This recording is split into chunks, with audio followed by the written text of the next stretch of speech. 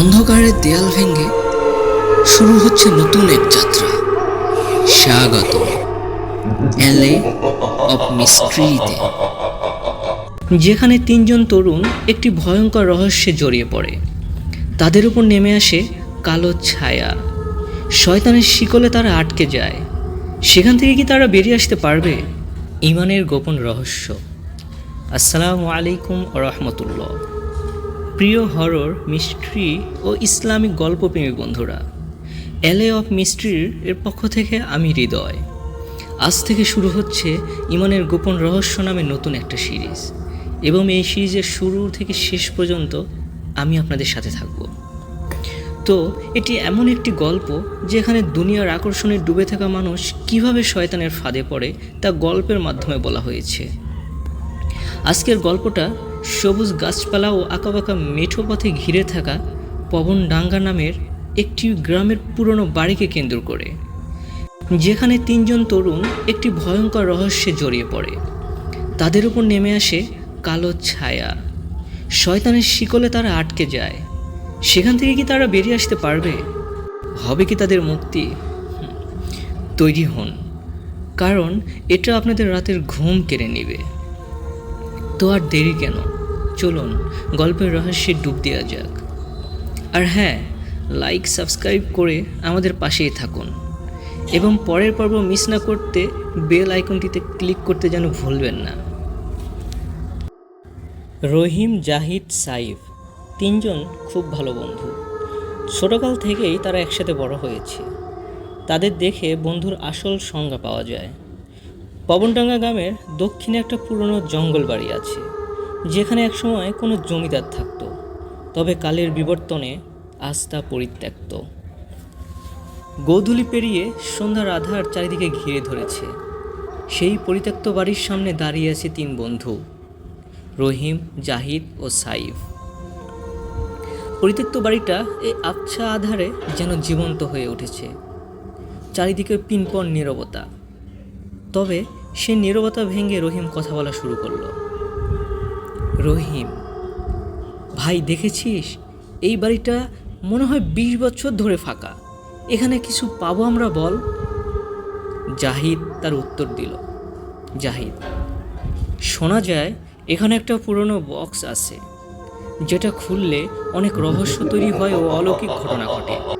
আমি ইন্টারনেটে পড়েছি সেই বক্সকে প্লানচেট বলে। প্লানচেট শুনেছিস কখনো? আমরা ওটার খোঁজে এসেছি আজকে। জাহিদের কথার প্রতিউত্তরে সাইফ বলে উঠল, ধুর, ভয় পেও না তো, চলো ভিতরে গিয়ে তারপর নিজ চোখে সব দেখব। কি বুঝলে বন্ধুরা? দেখলে তাদের তিন বন্ধুর প্ল্যানটা কি? আর এই বাক্সটা কিন্তু একদমই সাধারণ না। এটাকে প্লানচেট বলে। প্লানচেট, যার মাধ্যমে শয়তানের সঙ্গে যোগাযোগ করা যায়। তারা কি সেটা খুঁজে পাবে? আর তাদের সঙ্গে কি হতে চলেছে সামনে? তিন বন্ধু সেই পরিত্যক্ত বাড়ির ভিতর প্রবেশ করে, এবং ভাগ্যের বেড়াজারে সে প্লানচেটে তাদের হাতে এসে পড়ে। অনেকের প্রশ্ন থাকতে পারে, প্লানচেট কি? আমি আপনাদের বলে দিচ্ছি। প্লানচেট হলো এক ধরনের ছোট কাঠের বা প্লাস্টিকের বোর্ড বা পাত, যা সাধারণত আত্মাদের সঙ্গে যোগাযোগ করার জন্য ব্যবহার করা হয়, এবং এটি একটি শয়তানের ধোঁকা। এটি সাধারণত ত্রিভুজ আকৃতির হয়, এবং একটি কাঠের বাক্সের উপরে সবগুলো বর্ণ বা অক্ষর লেখা থাকে, এবং এক কোণায় ছোট ছিদ্র বা কাচের লেন্স থাকে, যেটাকে উইজা বোর্ড বলে, এবং এর ওপরে ইয়েস এবং নো লেখা থাকে। সেই ত্রিভুজ আকৃতির প্লানচেটের উপর সবার আঙ্গুল রেখে যখন আত্মাদের ডাকা হয়, তখন সেই প্লানচেটটি বিভিন্ন অক্ষরে ঘুরে ঘুরে সে মানুষদের সঙ্গে যোগাযোগ করে, এবং ইয়েস এবং নো দ্বারা তাদের কথার উত্তর দেয়। তো চলুন আমরা গল্পে ফিরে যাই। সাইফ এবং দুই বন্ধু তারা একসঙ্গে সে প্লানচেট নিয়ে বসে পড়ে। সেই ঘরটি চারিদিকে অন্ধকার, পাশে কয়েকটা মোমবাতি জ্বলছে শুধু, এবং একটি দূরেই সেই পরিত্যক্ত বাড়ির একটি পুরনো কুয়া, যার পাশেই তারা বসে আছে একটি প্লানচেট নিয়ে। সাইফ, চলো খেলা শুরু করি। সবাই মিলে সে প্লাঞ্চেটে আঙ্গুল রাখো। সবাই যখন সে প্লাঞ্চেটে আঙ্গুল রাখলো তখন সাইফ আবারও বলে উঠল, কে আছো এখানে? যদি কোনো আত্মা থেকে থাকো তবে আমার ডাকে সাড়া দাও, নাম বলো তোমার। সাইফের ডাকার এক মুহূর্ত পরেই প্লাঞ্চেট বোর্ডটা যেন কেঁপে উঠল এবং আপনা আপনি নড়ে উঠল এবং প্লাঞ্চেটটা গিয়ে ইয়েস লেখার উপরে থেমে গেল। রহিম, এটা কি হচ্ছে? প্লাঞ্চেট টাকা নড়ছে কিভাবে? আমার তো ভয় হচ্ছে। রহিমের কথার উত্তর জাহিদ বলে উঠল, ধুর, এটা শুধু খেলা, ভয় পেও না তো, চলো আবার শুরু করি। জাহিদ, তুমি কে আছো এখানে? যদি কোনো আত্মা এসে থাকো তবে আমাদেরটাকে সাড়া দাও। জাহিদের কথা বলার সঙ্গে সঙ্গেই হঠাৎ চারিদিক থেকে ঠান্ডা হাওয়ায় যেন সবার শীত দ্বারা ছুঁয়ে গেল। কোথা থেকে যেন একটি লাল আলো উদয় হয়ে রহিমের চোখের মধ্যে গিয়ে মিশে গেল। তারপরেই রহিম হঠাৎ চিৎকার করতে শুরু করলো, রহিম, আমার মাথা ঘুরছে কেন? আমি যেন শূন্যে ভাসছি। ওই তো কে যেন ডাকছে আমায়। রহিম যেন আস্তে আস্তে নিস্তেজ হতে শুরু করলো। রহিমের এই অবস্থা দেখে সাইফ বলে উঠল, রহিম ঠিক আছিস? ওঠ, তোর হয়েছে এটা কি? রহিমের চিৎকার করে চারিদিকে হাত পা ছড়াতে লাগলো। তার শরীর যেন জ্বরে কাঁপছে এবং তার চোখের দৃষ্টি অনবরত এদিক ওদিক ছুটোছুটি করছে। দৃশ্য পরিবর্তন হয়। বাড়ির কোণে যে কুয়োটা আছে সেটা থেকে বুদবুদ ধোঁয়া উঠতে থাকে। ওটা দেখে জাহিদ আতঙ্কে বলে ওঠে, ওটা কি? ওই তো ওখানে। সাইফ, দেখেছিস তুই? সাইফ উত্তর দেয়, হ্যাঁ দেখেছি আমি বুঝতে পারছি আমরা বিপদে আছি, আমাদের এখান থেকে পালাতে হবে। ওঠ সবাই, এখানে আর থাকা যাবে না। সাইফের কথা শুনে সবাই মিলে দরজার দিকে ছুটে যায়।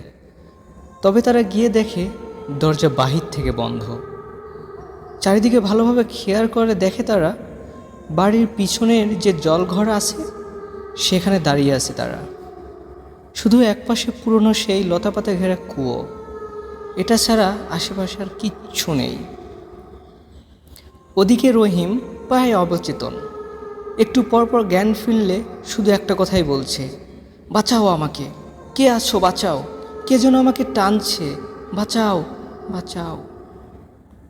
জাহিদ, আমাদের ভুল হয়েছে, মস্ত বড় ভুল, যে করেই হোক বের হতে হবে আমাদের। এমন সময় কুয়ো থেকে যেন গঙ্গানির মতো আওয়াজ আসতে থাকে। কিছুক্ষণ পরে কালো ধোঁয়ার মতো একটি হাত কুয়ো থেকে তাদের দিকে এগিয়ে আসতে থাকে, যেন তাদের কাছে ডাকছে, যেন তাদের গ্রাস করতে চায়। রহস্যপ্রেমী বন্ধুরা, আমরা এখন গল্পের একটা টান উত্তেজনা মুহূর্তে আছি। আমরা যে কালো হাতটা দেখলাম এটা শয়তানের শক্তি। সেই তিনজন বন্ধু এখন শয়তানের ফাঁদে। তো পরের পর্বে আমরা দেখব তারা কি এখান থেকে বের হতে পারে কিনা, তারা কি সে শয়তানের হাত থেকে মুক্তি লাভ করতে পারবে কিনা। তোমরা কি ভয় পেয়েছো? এটা তো ছিল মাত্র রহস্যের শুরু। রহিম এখন শয়তানের কবলে। পরের পর্বে জানবো আমরা রহিমের কি হবে। সে কি সেখান থেকে বের হতে পারবে, নাকি আটকে থাকবে শয়তানের কালো থাবায়? আর সেই তিন বন্ধু, তারা কি মুক্তি পাবে শয়তানের হাত থেকে? তো পরের পর্ব জানতে এবং আমাদের সাথেই থাকতে লাইক করো, কমেন্ট দাও এবং তোমাদের বন্ধুরা যারা এই সমস্ত গল্প পছন্দ করে তাদেরকে মেনশন করো। তো আজকে এ পর্যন্তই, দেখা হচ্ছে আগামী পর্বে। সেই পর্যন্ত সবাই সুস্থ থাকুন, ভালো থাকুন। আল্লাহ হাফেজ।